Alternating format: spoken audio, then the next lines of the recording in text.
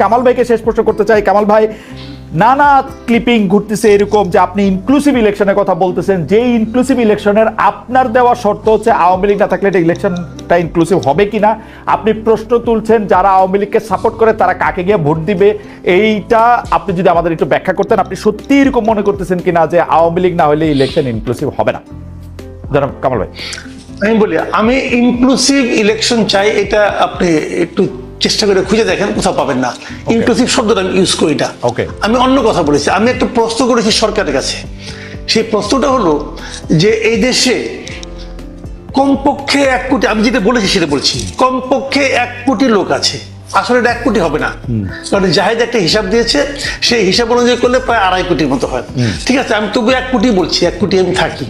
কারণ আমার হিসাব হলো কি, আওয়ামী লীগ যেবার সবচেয়ে কম ভোট পেয়েছে সেইবারও পেয়েছে 2,28,00,000 ভোট, এটা হলো 2001 সালে।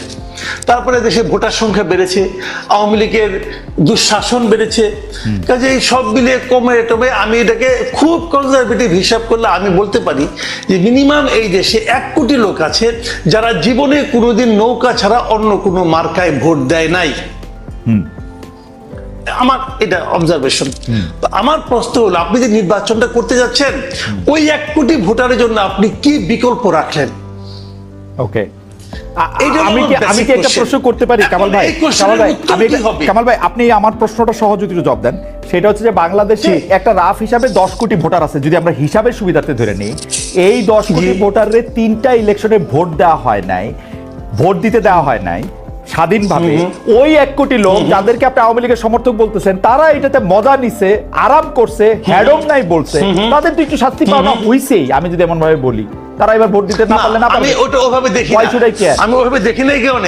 আমি বলি আপনাকে, দেখেন, একটা আওয়ামী লীগের গত 3 বছর 3টা শাসন, যেটা আমি 2014, 18 এবং 24 যেটা ধরি, এই 3 বছরে আওয়ামী লীগের যারা নেতৃত্বে ছিলেন তারা এই দেশের মানুষকে ভোট জিনিসটা ভুলিয়ে দিতে চেয়েছেন এবং তারা গায়ের জোরে এই কাজটা করেছেন। এই অন্যায়ের কোনো সীমা পরিসীমা নাই এবং এই জন্য যারা এই কাজটা করেছেন সবারই বিচার হওয়া উচিত। কিন্তু আমি এটাও বলি পাশাপাশি, এর জন্য যদি আপনি 1 কোটি লোককে দায়ী করেন, সেটা আমি মনে করি ঠিক হবে না। একটা কথা আপনি বলেন, এই কাজটা যারা করেছে তারা কিন্তু এই দলটাকে বিভ্রান্ত করেছে। আমার কাছে সরাসরি হিসাব যে আওয়ামী লীগ 96 আওয়ামী লীগ ছিল না, 96 আওয়ামী লীগ আর 2014 আওয়ামী লীগ কি এক না?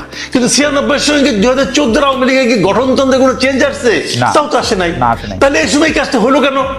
হইলো এই কারণে, আওয়ামী লীগের স্টিয়ারিং যার হাতে ছিল সে 2014-তে এসে মানুষ মারা শুরু করছে এবং সে স্বৈরাচারী হয়ে উঠেছে। সেই দলটাকে আমি আপনাকে সিম্পল একটা এক্সাম্পল দিয়ে বলি ভাই, সরাসরি, তাহলে বুঝবেন আপনি, যে আরো ক্লিয়ার হবে। ধরেন একটা বাস, ধরেন একটা টাটা বাস অথবা একটা মার্সিডিজ বাস, ধরেন সে মার্সিডিজ বাস গাড়ি অ্যাক্সিডেন্ট করে 2-3 জন লোককে মেরে ফেললো। দোষ এই জন্য কি আপনি মার্সিডিজ কোম্পানিকে যে দায়ী করবেন? না, করব না। কিন্তু না, করব না। এটা মার্সিডিজ বাসের জন্য এটা ঠিক আছে, কিন্তু কামাল ভাই আমি বলি আপনাকে, দেখেন, আমার একটু প্রশ্ন করার সময় দেন, প্রশ্ন করার সময় দেন। আমি প্রশ্ন করব, আমি শেষ করে আমার মধ্যে আপনি উত্তর পেয়ে যাবেন। আমি বলি আপনাকে, এখানে গাড়িটা যে চালিয়েছে তার দোষ, রাইট, তাকে আপনি শাস্তি দেন, তাকে বিচার আওতায় আনেন।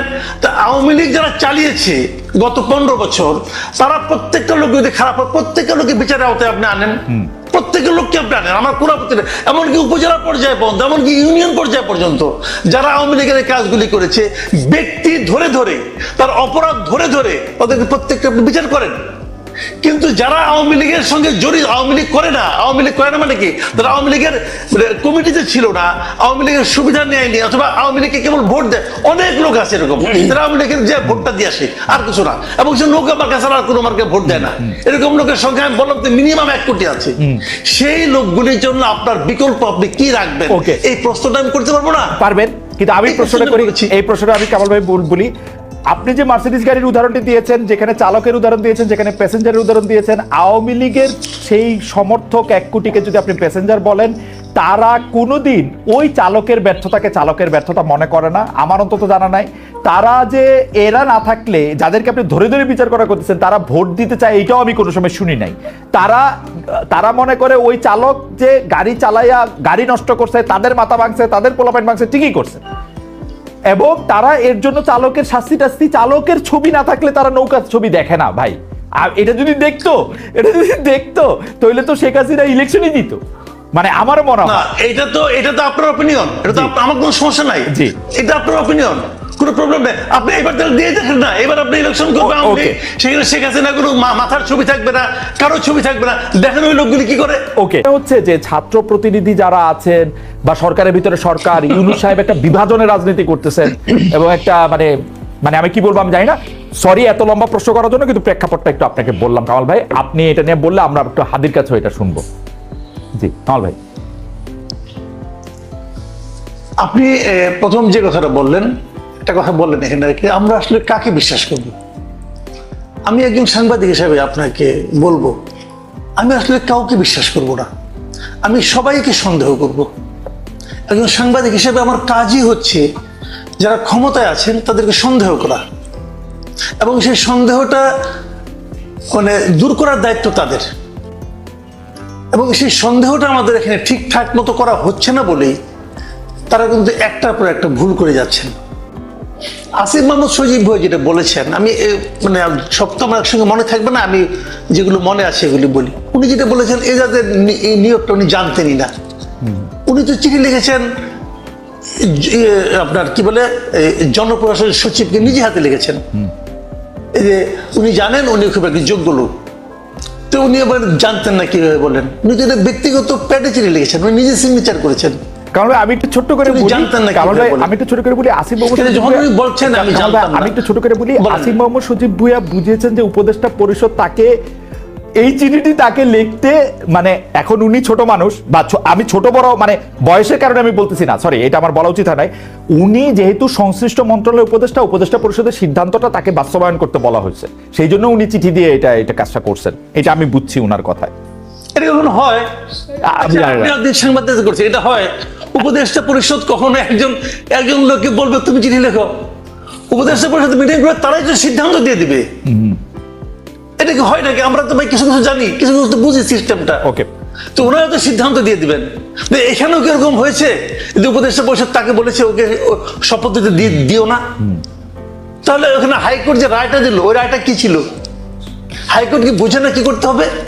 এবং ওনারা কি বুঝেন না হাইকোর্টের রায় তাদের মান্য করতে হবে? দেখেন এগুলো নিয়ে অনেক জল ঘোলা হয়েছে, অনেক পানি ঘোলা অনেকে করেছেন। ইশরাক সাহেব তার রাজনীতি করেছেন, বিএনপি তার রাজনীতি করেছেন, সবাই করেছেন। তো ওনাদের সমস্যাটা কি? শাহাদাত সাহেবের যে কারণে হয়েছে ঠিক একই কারণে ইশরাক সাহেবের হলো না কেন? একই তো কারণ, একই জিনিস, তো একই বিষয়, একই জিনিস। সমস্যাটা কোথায়? এই পুরো বিষয়টা হলো পলিটিক্যাল। তার মানে এই গভর্নমেন্টটা এই ঘটনাগুলি নিয়ে যেরকম আচরণ করেছে, এটা হলো পলিটিক্যাল আচরণ করেছে। বিতর্কটা ওনারা ইনভাইট করেছেন, যে আমাদেরকে বিতর্ক ধরে না কেন, ওই ইনভাইটেশনের বিতর্ক তাদের কাছে আসছে। কথাগুলি সিম্পল। দেখেন ডিজিএফআই যে কথাটা বলা হয়েছে, ডিজিএফআই বিষয়টা আপনি যে বলেছেন, এটা তো আসলে সরকার প্রধানের হাতে। এখন সরকার প্রধান যদি মনে করে যে ডিজিএফআই আমার কথা শুনছে না, উনি ডিজিএফআই আগা 5 তলা চেঞ্জ করলেই পারেন, করেন না কেন? এইগুলি আসলে কিছু না। আমি বলি আপনাকে, ওনারা যেগুলি বলে না এ করতে দেয় না, ও করতে দেয় না, আসলে এই গভর্নমেন্টকে আমি মনে করি একটা নন সিরিয়াস টাইপের গভর্নমেন্ট। এই গভর্নমেন্ট যখন ক্ষমতায় আসে গত বছর, এই গভর্নমেন্টের উপর তখন আপনি ধরেন 8 তারিখ তারা ক্ষমতায় আসলো, 8 তারিখে যদি আপনি দেশের মানুষকে জিজ্ঞাসা করতেন এই গভর্নমেন্টের উপর আপনার সাপোর্টটা কেমন আছে, আমার মনে হয় না যে আওয়ামী লীগের 2-1 পান্ডা ছাড়া আর কেউ বলতো যে এই গভর্নমেন্টকে আমি সাপোর্ট করি না। কেউ বলতো না। এত সমর্থন নিয়ে বাংলাদেশের ইতিহাসে আর কোনো গভর্নমেন্ট আসে নাই। এবং এখন পর্যন্ত আজকে 1 বছর হয়ে গেছে, এই 1 বছরে আপনি কোন একটা পলিটিক্যাল পার্টিকে দেখতে পাবেন না যারা নাকি অফিসিয়ালি এই গভর্নমেন্টের উপর অনাস্থা দিয়েছে, পাবেন না। মানে এত সাপোর্ট অন্য কোনো গভর্নমেন্ট পায় নাই বাংলাদেশে।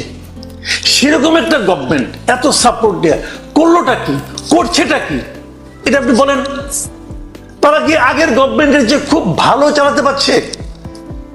কোন দিক দিয়ে পারছে?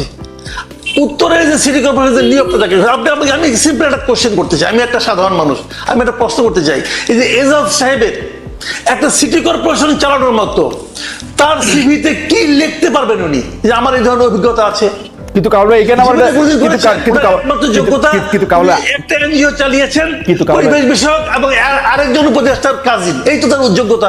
কিন্তু কামাল ভাই, আমি আপনাকে একটু এখানে প্রশ্ন করতে চাই, আমরা যারা সিটি কর্পোরেশনের মেয়র যাদেরকে দেখেছি তাদের কি যোগ্যতা কোথায় ছিল 2-4টা চুরি বাটপারি করা ছাড়া?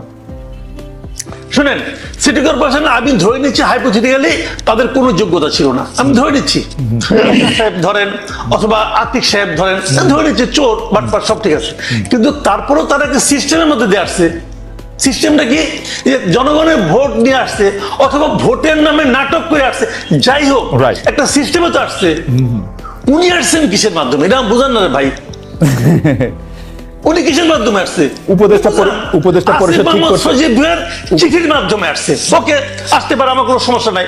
আসিফ মাহমুদ সজীব ভাইয়ের চিঠির মাধ্যমে আসছে। তখন আমি আসিফ মাহমুদ সজীব ভাইকে জিজ্ঞাসা করবো যে এত লোক থাকতে আপনি ওনাকে নির্বাচন করলেন কোন যোগ্যতায়, কি দেখে? আপনার সঙ্গে তার খাতির আছে? সে আপনার দোস্ত লাগে? ব্যাপারটা কি বুঝান আমারে ভাই। এখন আমি কি বুঝতে চাইতে পারবো না? না কিন্তু কামাল ভাই ব্যাখ্যা পাইছেন না কোন তরফে? কিন্তু কামাল ভাই যদি এখন ডক্টর ইউনূস আসিফ মোহাম্মদ সজীব ভুঁইয়াকে বলেন যে আমরা উপদেষ্টা পরিষদের সিদ্ধান্ত নিছি, তুমি এজাজকে নিয়োগ দিবা, ও রেজওয়ানার ভাই, ওকে নিয়োগ দাও, ওকে একটা চিঠি দিয়ে নিয়োগ দাও, তা আসিফ মোহাম্মদ সজীব ভুঁইয়া কি করবে? সেক্ষেত্রে আমি ডক্টর ইউনূসকে এই কথা আসিফ মোহাম্মদ সজীব ভুঁইয়া বলুক। বলছে তো আমাকে কালকে অনুষ্ঠানে অন রেকর্ড বলছে। সে বলছে যে বলে থাকে অন রেকর্ড বলছে, যদি আপনাকে অন রেকর্ড বলে থাকে তাহলে আমি অন রেকর্ড ডক্টর ইউনূসকে প্রশ্ন করতেছি, হ্যাঁ আপনি কেন তাকে নিয়োগ দিলেন? আমাকে বুঝান ভাই, বুঝতে চাই।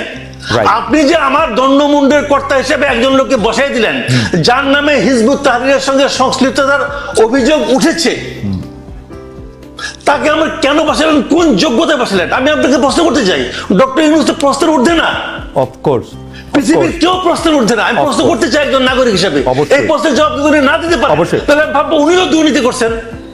আপনি কি কামাল ভাই, আমরা আবার আসবো আপনার কাছে, আপনি কি ওই ডিজিএফআইটা নিয়ে আর কোনো কিছু বলবেন? যে ষড়যন্ত্রের কথা আসলে নাসিরুদ্দিন পাটোয়ারি বলে মিটিং এ, আসিফ মোহাম্মদ সজীব ভাই বলতেছে, নাহিদ সাহেবও বলছেন কিছুদিন আগে, এনসিপিও বলতেছে, এইটা নিয়ে কি আরেক দুই লাইন বলবেন আপনি?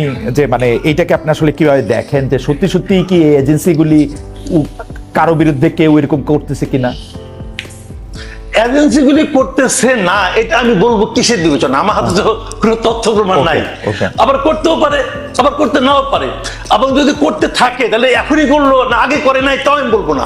সমস্যাটা কি হয়েছে আমি বলি, যদি কিছু করে অথবা না করে, যখন কোনো একটা বিষয় আমার বিরুদ্ধে যায়, যখন কোনো একটা বিষয় আমাকে বিব্রত করে, তখন আমি কিন্তু একটা ভিলেন খুঁজে বেড়াই। এটা হলো আমাদের দেশের সাধারণ মানুষের মানসিকতা, আমারও মানসিকতা চাই। তখন আমি করি কি, যদি আমি নিজে দোষী হই, আমি কিন্তু আমার দিকে তাকাই না। আমার দিকে তাকানো উচিত যে আসলে কি এই জন্য আমি দায়ী। আমরা করে কি আমার দিকে তাকাই না, আমি একটা ভিলেন খুঁজে বেড়াই। যখন কোনো ভিলেন না পাই তখন একজনকে এমন এক লোকের নাম বলি অথবা এমন একটা সংস্থার নাম বলি যাকে আমি ক্রস চেক করতে পারবো না। ওকে ওকে, এটা খুবই ইন্টারেস্টিং কথা বলছেন কামাল ভাই। আমি আপনাকে এই জায়গায় একটু